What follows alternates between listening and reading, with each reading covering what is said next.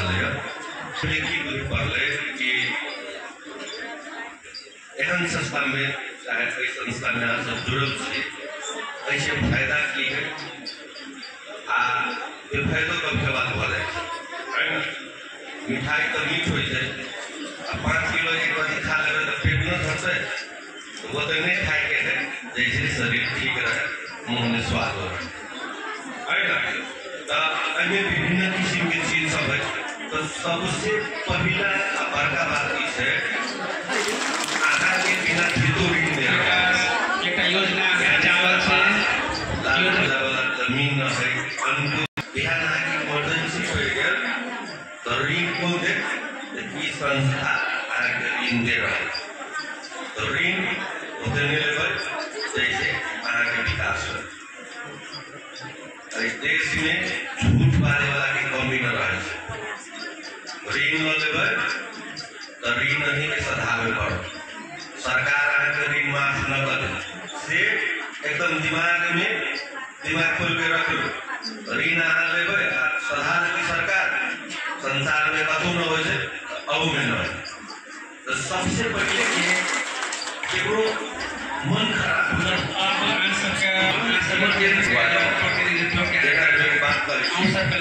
खाली ढुआ कमाना ही बड़का बात नहीं ढुआ तो नहीं तो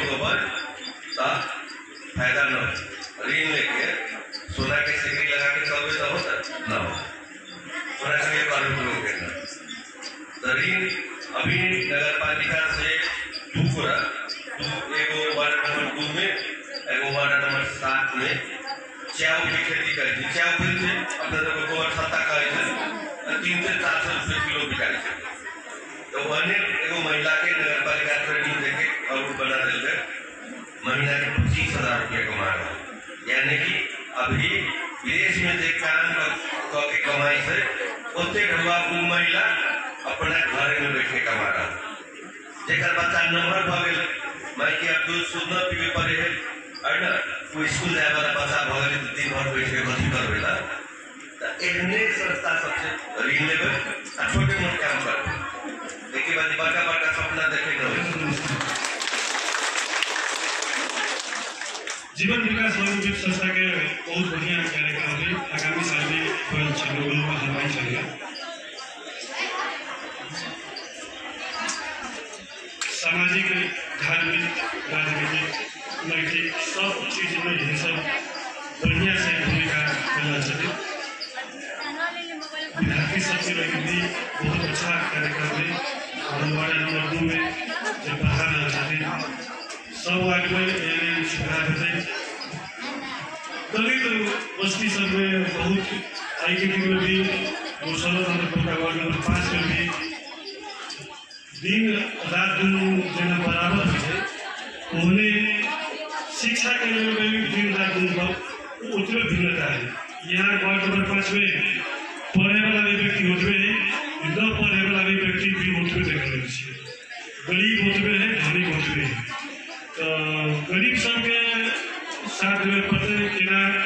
हमारे सबके समाज में केना समाज के उत्थान होते केना प्रगति होते हमारे जीवन विकास में उस संस्था जो हमारे बीच में इतने सहयोग छथिन इनका बहुत बहुत धन्यवाद देवे पड़ते आगामी दिन में भी हमारे सबके साथ सहयोग करने की अपेक्षा है इनका प्रगति के लिए हम कामना करी ईश्वर से सबसे बड़ा बात है कि अहाँ सबके साक्षरता जो नामों लिखे थे पढ़ा देते लिखा देते आप घर के सिखा देते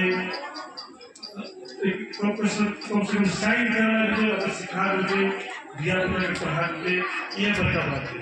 समय पर अहाँ सबके बिना भेटों के बिना ब्याज के खोजना से भी पैसा न मिली है कि पैसा अहाँ सबके समय पर इतने सुविधा से आसानी से मिल जाए अहाँ सब सही सदुपयोग कर दिए ये हमारा अहाँ सबसे आशा है बहुत बहुत धन्यवाद देते हुए सब आज से 27 वर्ष अगाडि 2054 में मोरङ संस्था बनाए हमरा याद आवे छे उस टाइम के जब जीवन विकास शुरुआत है रहे उस टाइम में अपन दीदी सब बोले नहीं जाने बहुत जना दीदी सब बोले कहीं बोले नहीं जाने सर आज खुसी लाग्छ धेरै परिवर्तन भएको छ हाम्रा दिदीहरूले महिला सशक्तिकरण भएको छ बोल्न जानु भएको छ नाम लेख्नको लागि कस्तो गाह्रो थियो भन्दाखेरि नि म सीता दिदीलाई नाम लेख्न सिकाउँदाखेरि सीता दिदी नाम लेख्नुस् न भन्थे सर आउँदैन अनि कसरी सिकाउने त कसरी सिकाउँथे ल सीता दिदी स लेख्दाखेरि जहाज बनाउनुहोस् है यसरी जहाज सिकाउँथे ल एउटा धर्को तान्नुहोस् ल एउटा घुम्टो दिनुहोस् फेरि धर्को दिनुहोस् यसरी गर्नुहोस् यसरी जोड्नुहोस् त्यसरी हामीले नाम सिकाएको थियौँ धेरैजना दिदीहरूलाई अघि पनि हाम्रा सरले भन्नुभयो नि वडाधर सरले नाम चाहिँ 5,000 टका ऋण खाँचो परेन गाउँ घरमा साहु महाजनका फसामत करे परे लेकिन अपन देखियो त जय आपसीको बैठक रहेछ 5,000 ढवा काम परेछ 5, 10, 20, 30,000 टका बैठकका दिनमा त चेक नै दिनी सब कोही बोल्ने लिएर कहाँ परेछ चेक नै कम्रो फसामत करे परेछ खाली सब भएका दिदी सबका मन्जुरी रहिले त 10-20,000 टका बैठककै दिनमा जान्छ गाउँ घरमा जानुस् 5,000 माग्न दिँदैन अर्को कुरा दिदीहरूले बुझ्नै पर्ने कुरा पैसाको विपत्ति थियो साहु महाजनतिर जाँदाखेरि नि पहिला 2-3 दिन हलो जताउँथ्यो असारमा खेती गर्न गए 5,000 लिन्थ्यौँ मङ्सिरमा डेरा पैसा तिर्नु पर्थ्यो त्यस्ता दिनहरू गए लघु वित्तले गर्दाखेरि सजिलो भएको छ अब दिदीहरूले बुझ्नै पर्ने कुरा के हो भन्दाखेरि यो लघु वित्तको अघि पनि हेर्नु भने हाम्रो संस्थाको 27 अरब रुपियाँ लगानी छ दिदीहरूकै बचत भन्नुहुन्छ भने मैले देखेको छु दिदीहरूलाई पहाडका दिदीहरू गिट्टी कुटेर बालुवा चालेर दाउरा बोकेर तरेका दिदीहरू पनि जनमजदुरी गरेर ठेला चलाएर रिक्सा चलाएर सानो सानो बच्चाहरूलाई घरमा छोडेर बुढेसकालको बुवाआमालाई घरमा छोडेर आफूले विदेशमा मरिमरि खटेर त्यहाँबाट पैसा पठाउनुहुन्छ दिदीहरूले किस्ता तिर्नुहुन्छ विराटनगर दिदीहरूलाई हेर्छु कतिपय प्लास्टिक बिच्नुहुन्छ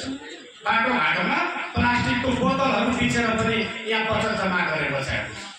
त्यसरी दुध कष्ट गरेर राखेको बचत हो जीवन विकासमा 11 अर्ब टका कुनै विदेशी पैसा होइन जीवन विकास हाम्रा दिदीहरूकै बचतको पैसा हो पहिलो कुरा दोस्रो चाहिँ जीवन विकासले ब्याङ्कबाट ऋण ल्याएको छ ठुला ठुला ब्याङ्कबाट ऋण ल्याएर त्यसपछि हामीले के गर्छौँ हाम्रा दिदीहरूलाई लगानी गर्छौँ जसरी हजुरहरूले किस्ता तिर्नुहुन्छ यहाँ सबजना किस्ता तिरेछ होइन हाम्रो से टिकट गरेर लागेछ जैसे यहाँ सब किस्ता तिरेछ होइन हाम्रो से किस्ता तिरेर यदि यहाँ सब किस्ता नहीं तिरेबे तो हम सब किस्ता नहीं तिरे सकते तो बैंक का भी नहीं देते तो पापा से घवा के देता तो फिर वह 3 टकिया 4-5 मेयर साहब कहेंगे ना 3 टकिया ले जमीन पास का एक तो सस्तो छ ती खातिर हाम्रो दिदी सरसर ट्रस्ट काल चाहिन्छ यी कोनो विदेशी पैसा होइन हाम्रै महिला दिदीहरूको बचत हो कि त बैंक ऋण हो अलिकति शेयर होल्डरको पैसा हैन अब दिदीहरूले के बुझ्नु भन्दाखेरि जो बचत राखेको छ उहाँहरूलाई हामीले फिर्ता गर्न बचत गर्दैन खै गर्नु भएन दिदीहरूले जे घरमा राखेर जम्मा गरेर धरिए ओकरा फिर्ता गर्न बाँकी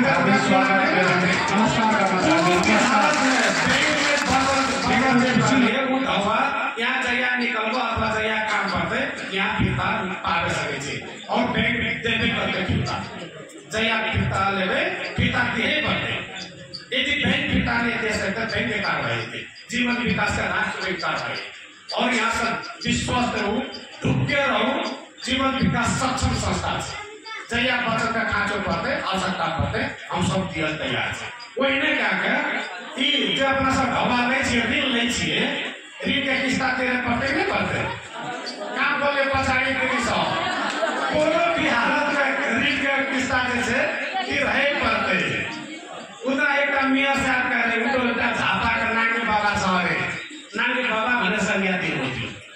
पढ्दै सर नानी बाबा भनेर एउटा माले 4 करोडको गाडीमा चढ्नुहुन्छ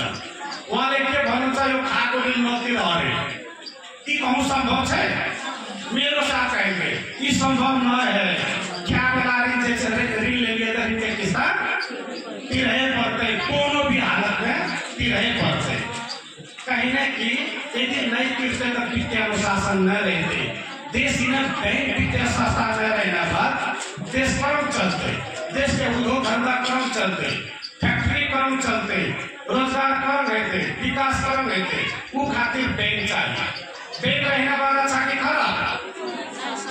बैंक रहने बाद निमन की निमन है कहीं नहीं कि एक बैंक हरेक इंसान का चाहिए। यहाँ एक हमें घटना सुना भर्खर अस्तिको घटना हो लाहानदेखि अलिकति पूर्व कलमा भन्ने ठाउँ छ, दिदीहरूलाई थाहा छ? कलमा लाहानदेखि पूर्व एकजना दिदीको विदेशबाट 1,75,000 पठाएको थियो। कति हजार? 1,75,000। उहाँ दिदीले के भन्नु भन्दाखेरि सही ढौवा हाम्रो खातामा छोड दियो, हम 10 दिन लाजु। 2 दिन दिदी घर फर्किनु भयो, राति नै घरमा आग लागि भयो। राति नै घरमा आग लागि भयो, घरको सबै सम्पत्ति जलेर नष्ट भयो। दुईटै हात जलिसक्यो, सही गर्न पनि सक्दैन थियो। विराट नर्सिङ होममा भर्ना भयो। यदि त्यो पैसा घरमा ल्याएको भए के हुन्थ्यो? यदि ऊ पैसा विदेशतिर चाहिँ पठाइदियो भने ऊ पैसा ढौका घरमा आनीले दिएर के हेर्थ्यो? ऊ पैसा त्यतिर बर्बाद हेर्थ्यो कि नै? यी खातिर इटो कार्यक्रम राखेर चाहिँ वित्तीय साक्षरता कार्यक्रम, पैसा ब्याङ्कमा राख्नु, 2-4 हजार टका ढौकामा घरमा राख्नु, बाँकी पैसा कता राख्नु? सबै बोले नि सब कता राख्नु? ब्याङ्कमा राखेर सुरक्षित है चाहिँ ब्याज पाक्छ, टेन्सन हुँदैन दिदीहरू होइन। आवश्यकता परेको बेलामा झिक्न पनि पाइन्छ। त्यसकारण जीवन विकासले आज यो वित्तीय साक्षरता कार्यक्रम राखिएको छ। यो राखिएको राम्रो कि नराम्रो? यसमा संस्थाले धन्यवाद दिनुपर्छ कि पर्दैन? ल दिदीहरूलाई पनि धन्यवाद। त्यसकारण म भन्छु पैसा ब्याङ्कमा राख्नु। म अझै भन्छु दिदीहरूलाई यो पैसा जीवन विकासमा राख्नु। जीवन विकासले 7.5% कम्तीमा ब्याज दिन्छ। कति पर्सेन्ट? 7.5%। एउटा विदेशबाट पैसा आएको छ भने 8% दिन्छ। विदेशमा कत्रो ढौकाइले 1 लाख टका ढौकाइले मानिलियो, यदि वो जीवन विकास के ऑफिस में राखी दो, एक दिन में